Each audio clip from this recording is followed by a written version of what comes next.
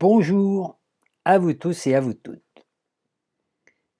Ce n'est pas dans mes habitudes de faire des vidéos, de publier des vidéos sur des sujets concernant le monde social, surtout la politique. Mais en ces temps où nous vivons une période un petit peu difficile, une période de choix, en plus nous sommes cette année en numérologie marquée par le nombre 6, il m'a semblé important de partager un petit peu mon opinion, mon, mon ressenti par rapport à tout ce qui se passe autour de nous.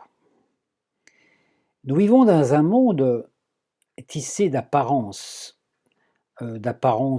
trompeuses, hein. Regardez, vous trouvez du lait sans lactose, du fromage sans fromage. Une fois, j'ai acheté du fromage râpé et en fait, c'était pas du fromage râpé, c'était un produit qui ressemblait à du fromage. J'ai acheté du beurre sans lait, des fruits sans sucre. Et puis aussi, le travail sans salaire, la nourriture sans vitamines et la démocratie sans liberté. Donc nous vivons dans un monde où le mensonge ou l'illusion semble être devenu notre réalité. Or, comme je l'ai dit des fois, celui qui dit un mensonge est cru, celui qui dit la vérité est cuit. Donc on pourrait dire qu'à force d'avaler des salades qui ne sont que des mensonges, on finit par ne pas être très bien et notre réalité, actuellement, est tissée de mensonges. Je me suis récemment posé la question en regardant tout ce qui s'est passé par rapport aux élections présidentielles, mais je me suis dit, mais qui dit la vérité? Essayez de définir la vérité par rapport à ces gens qui nous parlent. C'est très difficile et c'est vrai que cela nous amène à ne plus faire confiance à personne. Tout n'est qu'apparence. Où est la transparence? Quand on allume l'interrupteur de la télévision, on choisit la chaîne qui nous enchaîne, comme des forçats, et nous avalons des inepties, des mensonges, des fausses informations, des blablas, des opinions de Pierre, de Paul, de Jacques, qui finissent par détruire notre système, notre joie de vivre, et qui sont quelque part anxiogènes. Notre confiance disparaît.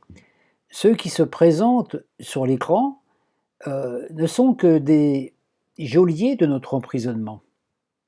Regardez le mot, l'enfer me ment. L'enfer, c'est le mensonge. Les reportages télé qui sont trafiqués, les fictions policières, les fictions sanitaires, tout nourrit l'illusion. Nous n'avons comme nourriture que des plats réchauffés, conditionnés et trafiqués, et parfois même dangereux. Il est intéressant de noter que dans notre pays, le coq était l'emblème national du pays gaulois. Mais il semble qu'il est désormais remplacé par le mouton, numéroté, vacciné, tondu, confiné, conditionné, se dirigeant droit vers l'abattoir, dirigé par les ogres de la finance et de la politique. Nous vivons dans l'apparence d'une société républicaine démocratique, mais qui n'en a que l'apparence. C'est la doublure de la veste et non la réalité. Nous sommes contraints, confinés, dirigés, contrôlés, surveillés, manipulés, endoctrinés, vaccinés et numérotés, et ceci depuis notre naissance. Alors qu'en vérité, quand nous naissons en ce monde, nous n'appartenons à personne, nous sommes libres, nous n'avons signé aucun contrat avec la République, mais nous sommes comme des autos avec une plaque numérologique appartenant à une société. Alors que nous n'avons pas validé cela, nous sommes des êtres libres. Une république démocratique est basée sur la liberté d'expression, de choix. Voilà. Et par exemple, les gens et d'être, les candidats présentent un programme, le peuple choisit le programme qui lui convient, et l'élu qui y est lié doit réaliser le programme choisi par le peuple. Nous ne choisissons pas un président, mais son programme. Et lui, en tant qu'élu, se doit de réaliser celui-ci. Sinon, il dégage. Pendant son mandat, le président n'est pas lui qui décide, qui impose ses volontés, il doit être le garant du programme qui a été ratifié par le vote populaire. Hein, voilà. Donc, mais quand le président commence à imposer ses volontés, proposer des modifications qui ne sont pas validées par le peuple, hein, on va droit vers la dictature. Un élu n'a aucun pouvoir légal de modifier la charte des droits de l'homme, d'inventer des lois sans consulter le peuple. Il propose et c'est le peuple qui dispose. Sinon, on est dans un système de totalitarisme, de dictature. L'élu doit toujours penser au bien-être de son peuple avant de penser à son propre profit. Quand un élu propose un programme, il semble avoir des solutions, de bonnes idées géniales, mais une fois qu'il est élu, il semble devenu amnésique. Il n'a plus l'inspiration, il n'a plus les idées, il ne prend plus les bonnes décisions, comme si ses compétences avaient disparu avec le fait d'être élu, et il s'avère souvent incapable de réaliser son mandat. Alors les partis opposés semblent inspirés, et eux proposent des solutions que eux-mêmes n'appliquent pas quand ils sont élus. Donc on pourrait se dire qu'avant d'être élu, on a des idées, quand on est élu, on n'a plus des idées. Une fois son mandat terminé, le président est royalement récompensé, un salaire à vie, pour bons services rendus envers la nation. Alors que l'employé municipal, qui ramasse toute la journée les crottes de chiens dans la rue, qui rend aussi un grand service à la nation, ça nous évite de marcher dans les déjections, lui se voit licencié, sans indemnité, et se retrouve sans aucun revenu. La course à l'Élysée comporte certains risques, mais le jeu en vaut la chandelle, une prime, un salaire garanti à vie, et il semble que ce soit cela qui intéresse ceux qui veulent siéger au gouvernement, une place en or, une retraite confortable, aux frais de ceux qui travaillent comme des forçats manipulés par des lois qu'ils n'ont pas validées. Donc nous sommes quelque part, le peuple, c'est celui qui élit ses propres geôliers ou ses propres libérateurs.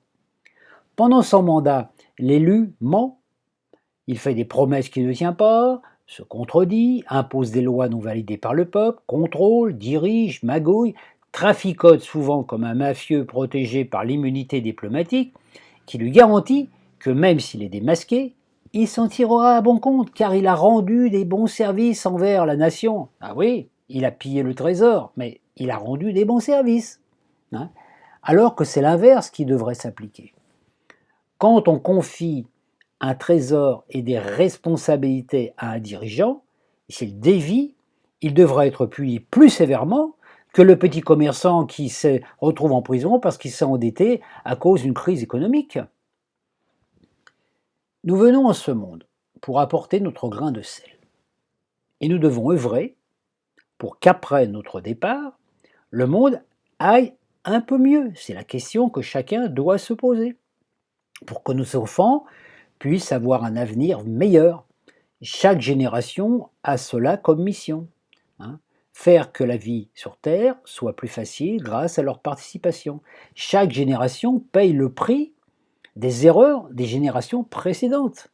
Comme les gens qui sont, moi mes parents par exemple, qui sont une génération qui est née dans les années 1920, qui ne sont plus de ce monde, ont vécu une vie très difficile, parce qu'ils sont nés juste après la Première Guerre, ils ont subi la Deuxième Guerre, en devant y participer, mon père avait 20 ans lors de la Deuxième Guerre, et puis après, ils ont quand même trinqué, de la guerre ils ont ramené des blessures, des souffrances, des choses qu'ils ont dû travailler, et moi, mes parents, ils ont œuvré toute leur vie, dans des conditions difficiles, pour essayer de nous apporter un avenir meilleur, pour qu'on n'ait pas à subir les mêmes contraintes qu'eux. Et je leur en suis énormément reconnaissant pour ça. Chaque génération paye son lot. Donc, ensuite, il y a eu la génération née en 1940, 50, dont je fais partie, qui elle aussi avait son travail à faire pour apporter un mieux-être. Et maintenant, voilà. Donc chaque génération a quelque chose. On a normalement après, à la fin d'une vie, on devrait se dire qu'est-ce que j'ai fait dans ma vie qui a fait que maintenant le monde peut aller un peu mieux, même si on n'est pas, même si on n'a pas trop, même si on n'a pas été président de la République, hein. Voilà. Donc autour de soi déjà, le climat, l'ambiance, les conditions doivent être meilleures après notre passage, hein. Parce que ce sont nos pensées, nos émotions, nos actions, nos implications dans la vie qui font que après notre vie, c'est un peu meilleur ou c'est un peu, c'est un peu moins bon. C'est ce qui devrait s'appliquer à nos élus, hein. À la fin de chaque mandat, tout devrait aller mieux. Or, on s'aperçoit que c'est le contraire. Chaque élu semble fort doué pour accentuer le déséquilibre et augmenter la division pardon, excusez-moi, entre les citoyens selon leur statut monétaire, les plus pauvres étant devenus plus pauvres et les riches plus riches. Donc nous sortons d'une période de crise sanitaire qui a été la cause d'une crise sociétale, une crise sociale, une crise on peut dire monétaire, très grave quand même, hein. La République semble endettée comme jamais, les mensonges pullulent sur les statistiques et autres informations, nous ne savons plus qui croire. Cela diminue naturellement notre enthousiasme, notre joie de vivre, la confiance et notre système immunitaire s'en ressent. Et les virus, qui naturellement ne peuvent agir dans notre état naturel, se donnent à cœur joie. Quand une société déprime, la pestilence arrive. Et c'est ce qui nous est arrivé, hein. On peut se poser la question comment, à notre époque, avec toute l'évolution technologique que nous avons, il y a une résurgence de tant de maladies que nous ne pouvons pas soigner, simplement parce que nous avons un rythme de vie, une façon de vivre qui n'est pas adaptée à la vraie vie, et celle pour laquelle on a été créé. L'état moral de la population mondiale et française est un idéal pour provoquer une société en faillite constituée d'individus malades. Les médecins savent très bien que le moral joue un rôle primordial dans la santé, beaucoup plus que le médicament en lui-même. L'effet placebo a été prouvé. Un malade qui a envie de guérir va guérir beaucoup plus vite qu'un malade qui, lui, n'a pas envie. Les dirigeants agissent un peu comme des pantins irresponsables. Ils prennent des décisions qui souvent empirent la problématique source. Le confinement, vous voyez par exemple, et les autres décisions, a généré une crise sociale et monétaire dans laquelle nous sommes complètement enlisés aujourd'hui. Pendant la crise monétaire, les élus ont apporté une certaine aide aux commerçants matériels, ils ont versé des primes. Certains commerçants en ont été satisfaits et c'est très bien parce que ça leur a permis d'éviter le pire. Et ils ont une certaine reconnaissance envers ces aides qui leur ont été données. Mais la question à se poser, mais d'où vient cet argent? Alors qu'avant la crise, le trésor public français était déjà en déficit. On peut se dire, mais d'où vient cet argent qui a justement permis à ces personnes de continuer à vivre, hein? Voilà. La question c'est, mais qui va payer la dette? Ce sont les commerçants eux-mêmes et puis tous les autres. Il n'y a pas de miracle là-dedans. Donc quelque part, un jour ou l'autre, on va nous présenter l'ardoise, on va dire ah bah oui, mais on vous a aidé, maintenant, il faut assumer. Hein, comme on paye des taxes par exemple sur l'effet de serre, sur le CO2, la CSG, etc. On n'arrête pas de payer de taxes et en fait, donc on dit on vous aide, mais après c'est vous qui allez payer, hein. Regardez la nourriture. La nourriture trafiquée provoque des problèmes de santé, des problèmes immunitaires parfois, et puis voire par exemple des caries dentaires, hein, voilà. Et nous achetons des produits, nous nous faisons poser des prothèses dentaires à des prix exorbitants pour réparer des dégâts que l'on n'aurait pas eus si on avait une nourriture moins trafiquée. C'est un principe commercial. Susciter le besoin pour vendre la solution, et ceci dans tous les domaines. Provoquer une épidémie pour vendre un médicament, par exemple, hein, c'est le meilleur moyen de conditionner une population. Ainsi, la majorité des personnes perçoit celui ou celle qui a provoqué le problème comme étant le sauveur. Et c'est là que le bas blesse. Voilà, afin de, soi-disant, diminuer, regardez, la population de la capitale, Paris, la responsable a décidé d'obliger les Parisiens à rouler moins vite, à 30 à l'heure, à supprimer les voies sur berge pour donner aux Parisiens des endroits pour se balader, etc. Or, les voies sur berge avaient été créées pour désengorger Paris des embouteillages et donc favoriser la fluidité de la circulation et donc moins provoquer de pollution par l'émanation des gaz toxiques. Donc le résultat avec ces décisions, la pollution est pire. Les moteurs tournent en sous-régime, donc les moteurs s'abîment plus vite, davantage de pollution, les embouteillages sont quotidiens, et personne n'a le temps d'aller se balader sur les voies sur berge parce qu'ils sont prisonniers des embouteillages. Paris, c'est pas une station balnéaire de montagne, c'est une grande ville et il faut pouvoir circuler avec une certaine fluidité. Alors voyez aussi la possibilité, la promesse qui fait que proposition de supprimer tous les véhicules diesel et les vieux véhicules aussi qui nous ont été vendus à prix d'or, prétextant que cela polluait moins que la combustion par l'essence. Alors on dit « Ah, excusez-nous, on s'est trompé, on pensait que le diesel polluait moins, ah ben non, en fait l'essence pollue moins maintenant. » Et maintenant on propose de remplacer ça par des voitures électriques.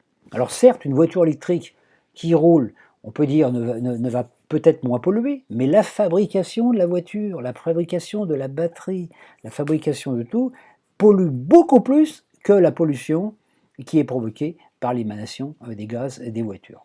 Donc, regardez, alors en plus, il y a une aberration, parce que le coup de froid qui s'est répandu sur la France il y a une semaine à peu près, a incité EDF à dire à tous les Français de baisser le chauffage, de débrancher les prises qui ne servaient pas, etc., pour diminuer la consommation électrique, car il risquait une pénurie, donc un manque dans les réserves. La consommation devenant de plus en plus importante, puisque nous avons de plus en plus de produits électriques dans nos maisons, alors que les sources semblent moindres.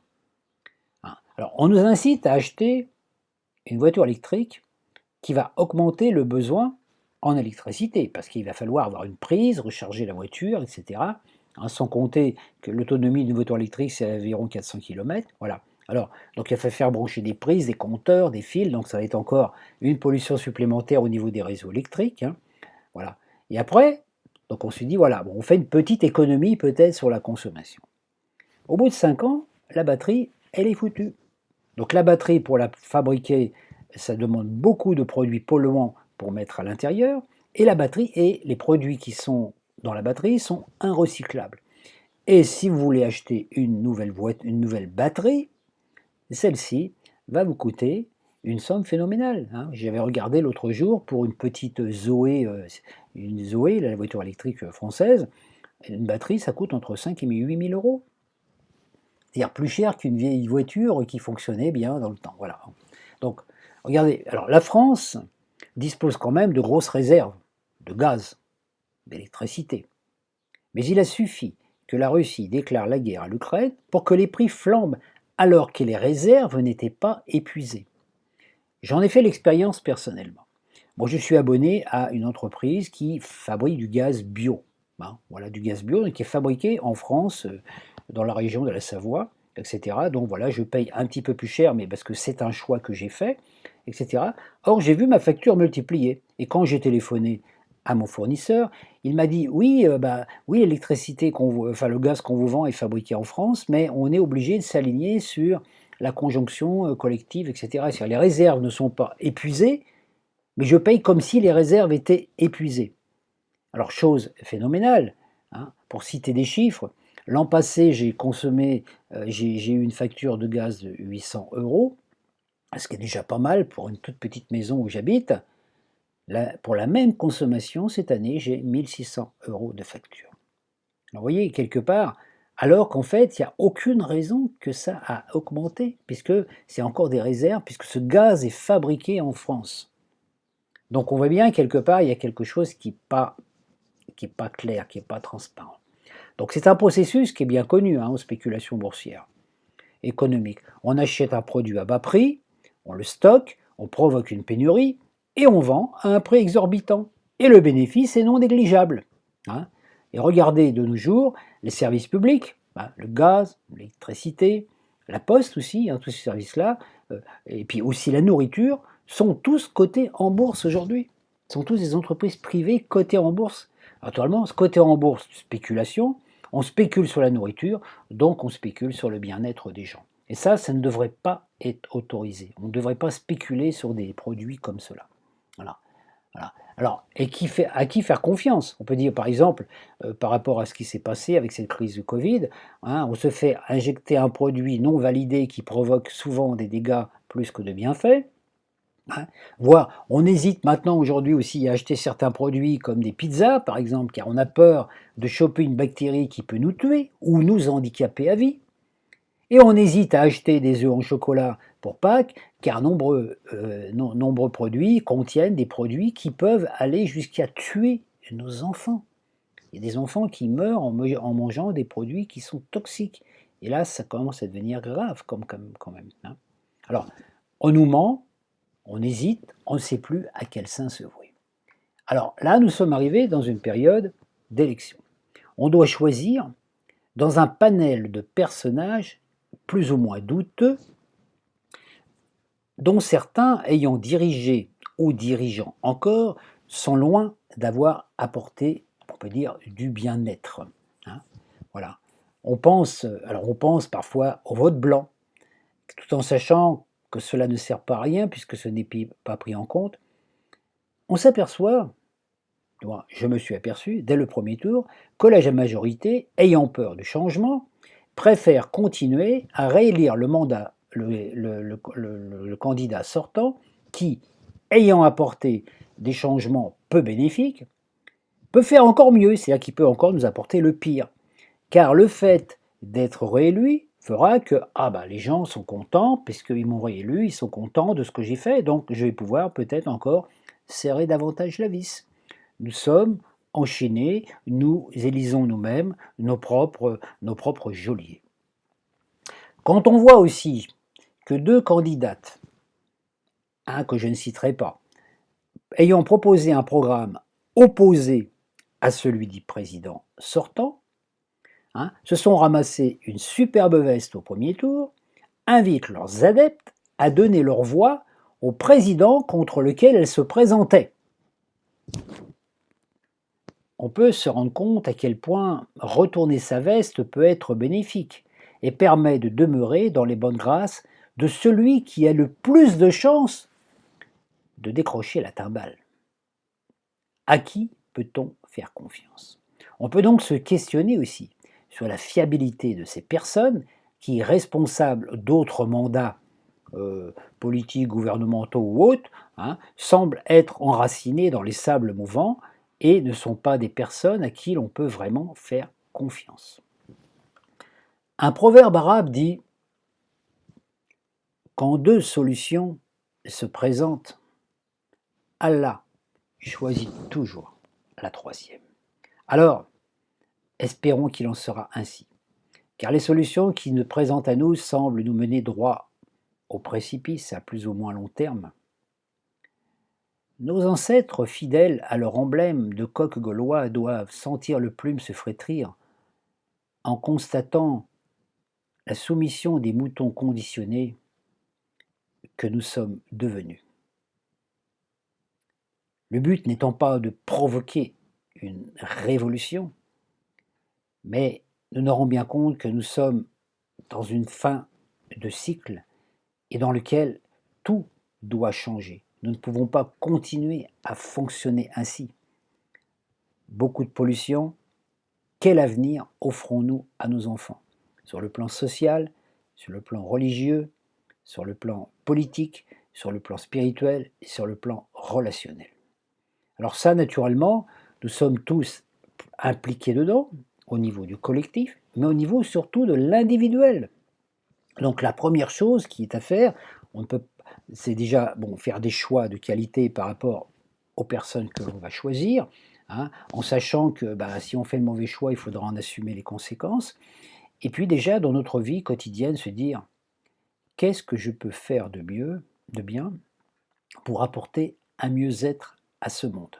Donc à partir de là, c'est notre façon de penser, notre façon de nous nourrir, d'acheter certains produits plutôt que d'autres, de prendre certains fournisseurs plutôt que d'autres, etc.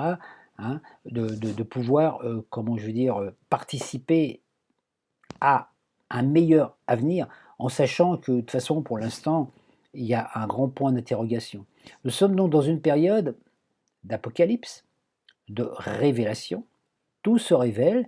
Et vous voyez par exemple le comportement de ces candidates qui ont retourné leur veste le soir même de des élections du premier tour, bah, démontre bien qui elles sont comme personnes. Alors il y en aura certainement d'autres, parce qu'on arrive à un moment où le mensonge finit par se révéler, et au moment où le mensonge est prêt à être démasqué, hein, regardez dans notre société, au moment où il y a un scandale qui est prêt à éclater, pof, il se passe quelque chose à l'étranger ou au loin pour détourner notre attention. Et ça, détourner l'attention, c'est tout le principe qu'utilisent les artistes qu'on appelle des illusionnistes, hein, qui sortent le lapin du chapeau, quelque part. Donc ils détournent votre attention. Donc actuellement, là, on est en train de sortir plus ou moins d'une crise sanitaire, hein, qui n'est pas totalement réglée pour différentes raisons. Voilà, on est en train d'en sortir, et puis à ce coup, paf, on nous montre un autre problème. Comme ça, on ne pense plus. Hein. Pendant 2 ans, on nous a parlé que de crise sanitaire. Maintenant, on est en train de nous parler que de guerre en Ukraine, avec les possibilités négatives que ça peut avoir pour nous. Voilà, et puis organiser des foyers d'accueil pour les gens qui viennent, etc. Et on a une vision de ce qui se passe en Ukraine et en Russie qui est complètement faussée par les médias. Donc je dirais quelque part, pour savoir vraiment ce qui se passe, il faudrait presque aller voir Poutine et puis aller discuter avec lui, voir pourquoi il fait ça, pourquoi il a pris ses décisions, et puis voir ce qui se passe sur place. Alors comme on ne va pas sur place, bah, on ne peut pas savoir. Et moi je me pose la question, puisque il y a des gens qui sont du côté Poutine et d'autres qui sont du côté anti-Poutine quelque part. Hein. Chacun donne sa version, mais moi je me dis entre les deux, mais qui ment? Qui dit la vérité? J'avoue ne rien en savoir, donc voilà, pour l'instant, je reste sur, mais je prends pas, je vais pas me mettre dans un camp ou dans l'autre en disant celui-là dit la vérité, celui-là dit un mensonge. Parce que les gens qui disent des mensonges sont très, très, très, très doués pour, hein, voilà, pour manipuler quelque part. Hein. Regardez, la plupart des hommes politiques, avant d'être élus, passent par des écoles dans lesquelles ils ont des ateliers où ils apprennent l'expression face à un public. Donc comment faire un discours face à un public, hein, comment amener le public à adhérer à ce qu'on voit. C'est ce qu'on voit, c'est exactement le même principe que pour les commerçants, hein, ceux qui veulent vendre des produits, des aspirateurs ou des choses, ou des nouveaux ordinateurs. C'est le même principe. C'est une formation théâtrale. Hein. On n'a pas plus regardé les anciens présidents. Hein, ils sont très doués pour le théâtre, ce sont de très très bons acteurs. Et nous sommes les spectateurs. Mais c'est nous qui payons l'entrée et le spectacle. Et des fois, on s'aperçoit que le prix à payer pour le spectacle est quand même relativement cher. Voilà, donc je voulais partager ça avec vous aujourd'hui. Bon, c'est des sujets que j'aborde peu souvent. Mais bon, j'avais ça qui me tournoubillait dans la tête depuis quelques jours. Je me suis dit, je vais partager ça. Et puis, faites-en ce que vous voulez. Et surtout, travaillez, enfin, comment je veux dire, prenez vos décisions toujours en votre âme et conscience, en sachant toujours que même si vous optez pour ce que vous pensez le mieux, même si cela ne s'avère pas le meilleur, ça sera toujours mieux que le pire. Je vous souhaite une très bonne journée.